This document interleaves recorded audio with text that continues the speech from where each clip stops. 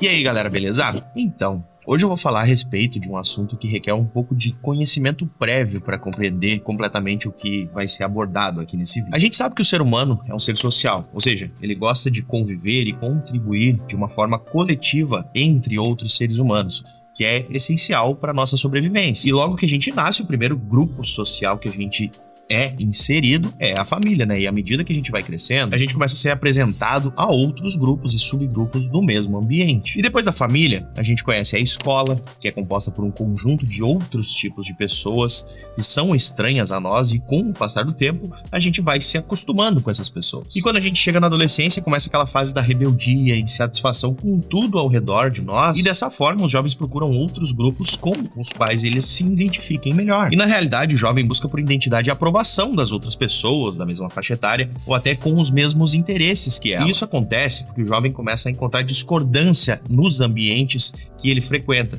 Então ele começa a encarar a dura realidade de que as pessoas são diferentes. Eu lembro da minha época, em que antes da internet era muito difícil tu ter um gosto peculiar e não ser aceito no círculo social da sua escola, né? Como acontece quando o cara é mais nerd, gosta mais de filmes, de seriados, quando gosta de certos tipos específicos de música, de jogos, enfim, a questão toda da identificação com as mídias, aquela coisa toda, né? Por isso se formam aqueles grupinhos de tem gente que gosta de funk, tem gente que gosta de música eletrônica, enfim, porque afinal, sem a internet a gente estava refém do limite geográfico da nossa existência, ou seja, as pessoas conviviam ao nosso redor fisicamente. Então naquela época, quando eu era pequeno, se você gostava de skate, por exemplo, você só tinha contato com as mesmas pessoas do seu bairro, que também andavam de skate, e só depois da sua independência plena, você poderia explorar outros cantos da sua cidade que sejam mais distantes, ou mais raro ainda, poder viajar para outras cidades ou estados para conferir uma feira ou um campeonato sobre o assunto. O máximo que a gente conseguia consumir de informação e toda a influência que determinava o que a gente ia gostar ou os hobbies que a gente ia ter interesse de praticar estava completamente ligado à televisão, rádio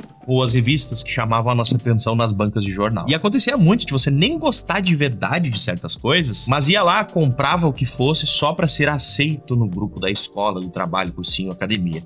Só pra não se sentir rejeitado. E assim, era lamentável quando a gente gostava de coisas que eram muito fora do mainstream naquela época. Claro que existem coisas que são atemporais e sempre vão ter público e as suas tribos, né, de apreciadores até os dias de hoje. E muita coisa era considerada de nicho naquela época. Mas hoje a gente já tem um público suficiente de apreciadores para que as grandes empresas atendam esse público. Tudo graças à internet. E sabe o que é temporal que você conheceu graças à internet? Ha! Sim, a nossa grande parceira aqui do canal, a Insider. Porque as camisetas da Insider são ideais para qualquer tipo de atividade física ou grupo social que você pertence. As camisetas da Insider são feitas de fibras sintéticas altamente tecnológicas que regulam a temperatura do seu corpo. Não deixam um cheiro forte, não precisam ser passadas, também não amassam por mais que você corra, pule ou se mexa. E na Insider você vai encontrar um conjunto de camisetas, meias, cuecas de extremo conforto para o seu trabalho, para o seu estudo, para ir para academia e até mesmo para ficar em casa, como a Performance T-Shirt 2.0, que tem a tecnologia Outlast, que regula a temperatura por meio de microcápsulas que absorvem e liberam calor de maneira otimizada no seu corpo. Então, se você está precisando de roupa de qualidade, acesse o link na descrição e use o meu cupom PINHO15 para ganhar 15% de desconto em todas as suas compras na Insider hoje mesmo. Assim você vai garantir roupas básicas de qualidade e versáteis ao extremo que combinam com qualquer peça e se adequam a qualquer ambiente que você frequente. Mas voltando à nossa aula de história, se lá no início dos anos 2000 você gostasse de RPG, Star Wars ou qualquer outro tipo de ficção, tu precisava passar por um trabalho quase hercúleo para conseguir uma informação numa revista, ou comprar alguma peça, algum brinquedo, ou demorar muito em uma lan house até achar um grupo ou um fórum que compartilhasse dos mesmos gostos que você. E muito provavelmente você era zoado e sofria bullying pela molecada da escola, porque eles simplesmente não tinham o mínimo de interesse sobre as coisas que você gostava e compartilhava com eles. Por isso que eu costumo olhar o saudosismo e a nostalgia com um certo cuidado. Esses vídeos que a gente tanto fala nos dias de hoje, que são pauta para estudos como vícios em redes sociais, jogos, internet, sequer existiam na época, porque a conectividade era tão escassa que não existia espaço pra gente ficar viciado em algo, porque a gente só podia acessar durante o domingo, final de semana, ou até depois da meia-noite com a internet de escada. Muita coisa boa também veio com o barateamento da conectividade e da tecnologia. Hoje a gente tem ferramentas que facilitam muito o nosso dia e que melhoram a nossa qualidade de vida. Além, obviamente, de termos um leque muito maior maior de opções a respeito de estilo de vida, grupos, tribos, comunidades de fãs e apreciadores. Por exemplo, mesmo tendo sido criado há 60 anos atrás, no início dos anos 2000, a gente nunca ia ficar sabendo o que era essa tal filosofia do minimalismo. Porque até ali só existia como um movimento artístico e não uma prática de estilo de vida, de fato. Foi só lá por 2010 que Joshua e o Ryan criaram um blog que é Os Minimalistas, né? Que foi de onde eu comecei também essa minha jornada, lá em 2011, quando eu comecei a estudar sobre o assunto. Eu ainda estava na faculdade. E assim, foi muito incrível eu acompanhar e crescer junto com esse processo, porque eu via uma imagem de um estilo de vida que era muito interessante, e eu via aqueles caras tão felizes, mudando completamente as vidas deles, e eu tava tentando seguir no mesmo caminho.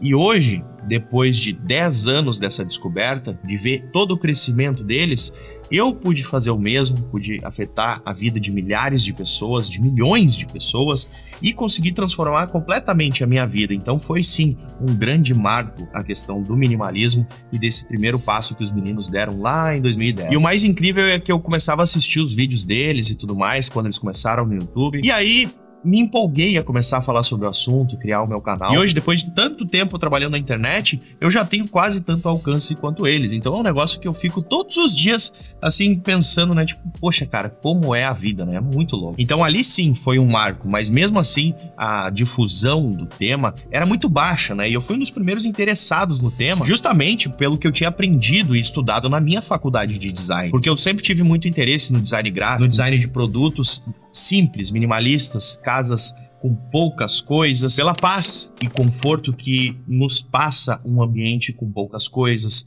com cores mais sóbrias, mais puxadas para a natureza, tons terrosos. E mesmo que a informação estivesse na rede sendo disponibilizada para todo mundo, ainda assim não era tão difundida da forma que é hoje em dia. Não era nada fácil de encontrar esse tipo de informação. E todo esse avanço te trouxe até aqui agora, nesse momento que você está assistindo esse vídeo. Olha que maravilha que é a conectividade. Hoje a gente tem um conjunto de diversas pessoas que produzem conteúdo sobre o assunto, estudam, testam e aplicam nas suas vidas e amplificam, melhoram e tudo mais. Tudo que foi criado lá naquele ponto inicial pelo Joshua e pelo Ryan. Tanto que hoje em dia as pessoas me perguntam, Pim, o que tu assiste, o que tu consome sobre o assunto? E basicamente nada. Hoje eu estudo sobre filosofia, sobre psicologia e tudo mais, para amplificar todas as áreas da nossa vida e poder ajudar vocês a terem uma vida mais tranquila e descomplicada, né? Eu tenho a minha própria abordagem sobre o assunto minimalismo e sobre como a gente pode aplicar isso nas nossas vidas, baseado em toda a minha experiência e todos os testes que eu fiz. Até porque quando a gente compara a nossa vida com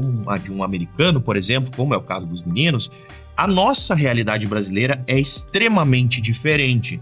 Então eu tive que fazer todo um estudo, um teste e uma readaptação para a gente entender isso aqui no Brasil e conseguir perceber não como uma forma de pobreza ou de falta de recursos ou de simplesmente ser uma pessoa que não tem ambição. Enfim, graças a essa colaboração internacional, o próprio minimalismo evoluiu muito e foi tomando uma proporção que a gente nunca viu na mídia tradicional. Não importa onde você mora, sua renda, se você fala inglês, qual que é o seu trabalho, e mesmo que você nunca tenha saído do Brasil, você tem acesso a tudo isso que eu te falei bem no seu bolso. Então você não é mais dependente de um canal de televisão, de uma reportagem ou de uma revista importada que te traga tudo aquilo que eu abordo no meu canal, por exemplo, que eu tô gravando basicamente no meu próprio estúdio dentro da minha casa. Hoje a gente tem uma variedade absurda de informações a respeito de filosofia, estilos de vida, formas de pensar, de religiões, de crenças, de práticas, clubes do livro, tribos de skatistas, grupos de marombeiros, apreciadores do fisiculturismo, fãs de cinema, praticantes de calistenia, fãs de jogos, fãs de RPG, de cosplay. Mas como sempre, nem tudo são rosas. Mas esse vislumbre de conhecer algo que mudaria completamente a sua vida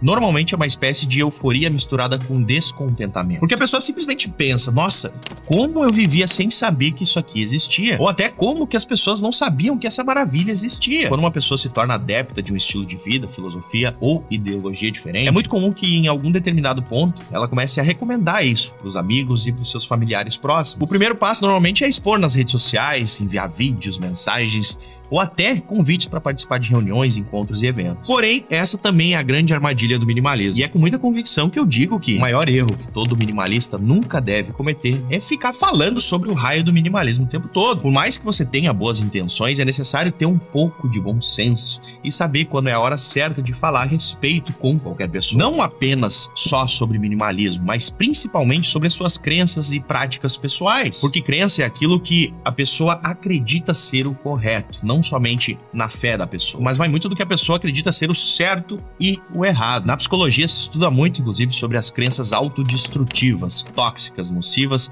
e de autossabotagem. Porque a crença pessoal é algo que você vai amadurecendo ao longo do tempo, com os exemplos que você vivenciou ou o que foi ensinado a crer. Então, certas vezes, um indivíduo pode ter a crença de que ele não seja capaz de fazer algo, ou talvez ele só crê que vai ser bem sucedido quando andar com um carrão de 200 mil reais desfilando no bairro que ele cresceu. E as práticas pessoais, como o nome já diz, é tudo aquilo que a pessoa efetivamente realiza, seja de uma forma consciente ou inconsciente. E elas são diretamente ligadas com as crenças, porque muito do que a pessoa pratica vem como um produto da base de crenças. E um exemplo muito claro que eu posso dar é em relação à atividade física. Se a pessoa pratica isso constantemente e de forma disciplinada, independente do que os outros digam, e independente de realizar sozinha ou em grupo, significa que ela tem uma crença forte de que o exercício físico tem benefícios e é prazeroso, então por isso ela pratica todos os dias essas atividades. Mas existem práticas pessoais que também são tóxicas, nocivas e de autossabotagem, da mesma forma que eu expliquei na parte das crenças. E claro que a gente quer ver o bem das pessoas mais próximas de nós, e quando a gente indica algo que nos acolheu ou que nos fez bem, a gente começa a identificar como isso poderia melhorar a vida das pessoas que a gente gosta, ou até de praticar algo junto com elas, né, de dividir esse tempo e essa companhia. Mas fazer isso de forma inconveniente pode gerar certos inconvenientes. É só puxar na sua memória algumas práticas de determinados grupos que ficam marcados e são conhecidos mais pelos seus pregadores do que as suas práticas e disciplinas, como a questão do veganismo, crossfit, os defensores do meio ambiente. E esses são os 3 maiores exemplos que me vêm à mente, porque mesmo que essas ideias ou práticas tragam resultados para quem é adepto, infelizmente, tudo isso cai por terra no momento em que algum chato vem pra você e fala: mano, tu tem que fazer crossfit, ou meu, tu tem que parar de comer carne, isso aí vai te matar, ou cara, tu precisa vender esse carro, ele polui o meio ambiente. Isso se aplica em qualquer outra área da sua vida. Uma imposição dessas é algo extremamente agressivo e desrespeitoso com as outras pessoas. Que a nossa primeira reação é basicamente se afastar, se proteger, a fim de não querer bater boca com essas pessoas, né? Ainda mais se tratando de pessoas mais reservadas, mais intrometidas, como eu mesmo. É um desconforto muito grande alguém chegar pra você e apontar o dedo na sua cara e falar que você tem que fazer coisas que você não quer fazer. E além de conveniente, esses exemplos que eu citei mostram que a pessoa normalmente é novata no assunto e tá mais empolgada e preocupada em parecer alguma coisa ou demonstrar que sabe, do que realmente colher os frutos e curtir o que isso beneficia na vida dela. Além do que é super invasivo à personalidade de uma pessoa, achando que você simplesmente vai mudar a vida dela através de uma simples ordem que você quer dar, mesmo que você tenha razão. Então, com o minimalismo não seria diferente, porque eu costumo dizer, né, que o minimalismo não é pra todo mundo. Mas hoje eu melhoro um pouco essa frase e digo que nem todo mundo tá pronto para o minimalismo ainda. E o resultado pode ser completamente diferente, baseado na sua abordagem, né, ou inconveniência. E o resultado dessa repulsa que as pessoas criam começam com comentários como: ah, minimalismo é coisa de pobre, minimalismo é uma seita,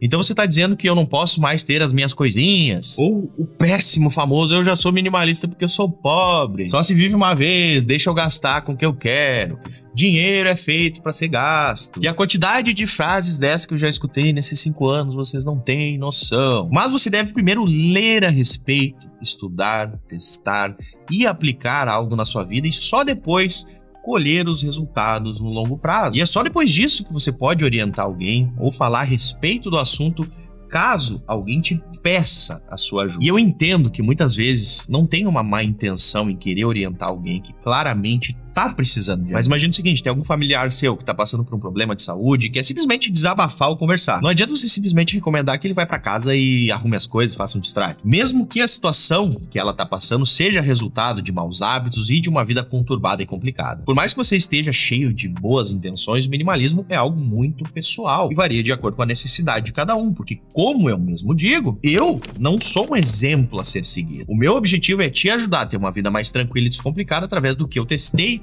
vivi e pratiquei ao longo dos anos. Mas se você fizer tudo exatamente como eu fiz, muito provavelmente você vai se decepcionar. E caso alguém queira seguir o teu exemplo, você vai se frustrar também. A jornada interna e as batalhas pessoais de cada pessoa são questões que elas não podem ser expostas e não podem ser replicadas. Até porque o minimalismo não é só sobre destralhar roupas ou parar de comprar coisas novas. É sobre mudar sua mentalidade e focar no que realmente importa pra você. E muitas vezes o que importa pra você pode não importar para o outro. Eu já falei várias vezes aqui em outros vídeos que você é a sua maior prioridade. Então procure ajustar a sua vida primeiro antes de querer ajustar a vida dos outros. E claro que a comunidade minimalista que a gente criou aqui na internet é uma comunidade de colaboração, de querer ajudar o próximo. E eu nunca ia preferir voltar como era há 20 anos atrás, onde a gente não tinha informação nenhuma sobre isso. E caso alguém venha abertamente pedir a sua ajuda, orientação, ou demonstrar algum tipo de interesse sobre minimalismo, cabe a você ter a humildade e não ser orgulhoso para se posicionar como o mestre do minimalismo. Indique livros, indique o meu canal, indique práticas que você adotou e converse a respeito sobre o assunto, mas não se colocando em uma posição de superioridade contra aquela pessoa, porque ela vai se sentir frustrada e não vai nem sentir vontade de começar a pesquisar sobre isso. Então nunca se encarregue de criar essa missão de tornar uma pessoa um minimalista. Principalmente se for o seu marido, a sua esposa ou alguém com que você divida a mesma casa. Mesmo que você viva com alguém que é acumulador, estressado, desorganizado e complicado, você precisa ter paciência e compreender que não pode mudar os outros. Você só pode dar o exemplo para que aquela pessoa veja as melhorias que tem na sua vida e queira ter essas melhorias e ter essa qualidade de vida para a vida dela também. Então o máximo que você pode fazer é conversar a respeito. Mas então, comenta aqui embaixo se você já conheceu algum chatão do minimalismo, ou de algum estilo de vida, ou de algum negócio como CrossFit e tudo mais.